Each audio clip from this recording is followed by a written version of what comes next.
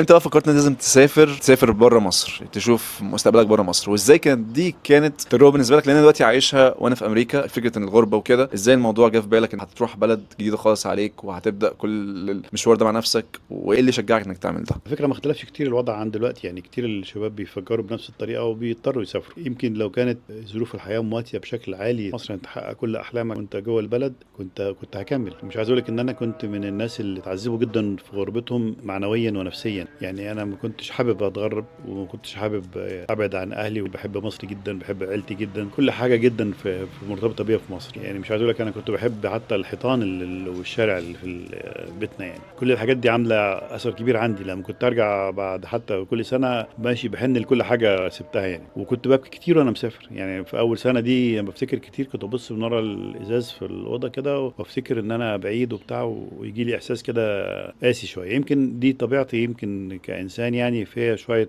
مشاعر زياده شويه، ويمكن بعضكم فيجي نفس الحكايه دي. لكن انا من النوع الحساس شويه، وكانت مشاعري فيها شويه يعني مبالغه، يعني بعترف يعني. فدي يمكن خلقت فيا جانب برضو انساني اثر في تجاربي الحياتيه، ان انا اقدر اعبر عنها ساعات في كتابه نثريه او شعريه احيانا. يعني اللي عايز اقول لك ان سبب الغربه الاساسي يعني ظروف الحياه الصعبه. يعني انا اعتبر نفسي من الناس النشيطين جدا. لما ابتديت حياتي، اول ما بدات اشتغلت في جريده اخبار اليوم، كان جنبها بدون مبالغه يمكن 3 4 حاجات جنبيهم، يعني بجتهد اشتغل فيهم برضو وازود دخلي. يمكن دخلي ساعتها كان بالنسبه لكثيرين في جيلي يعتبر كبير. يعني كنت باخد من الاخبار مثلا حوالي كام و80 جنيه ساعتها، وكنت بسافر في بعثات رياضيه بيطلع لي منها بدل سفر كويس. وجنب شغلي كنت في اكتر من مكان تاني اعلامي اخر. انا كنت شغال في الاخبار اليوم، ده وظيفتي الاساسيه، محرر صحفي يعني. وفي نفس الوقت محرر متعاون بمكافاه شهريه في جريده مايو بتاعه الحزب الوطني الديمقراطي. وكنت براسل اكتر من مكتب اعلامي في الهرم، كان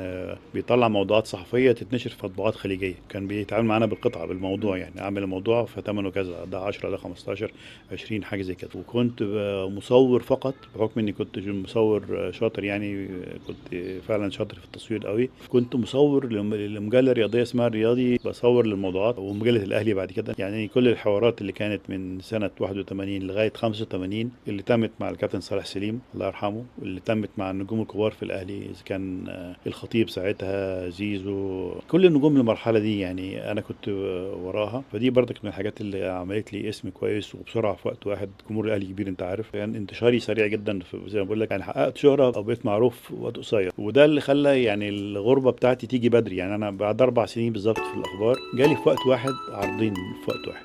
انا طبعا مستعد للسفر، لكن ما قلتش انا عايز اسافر.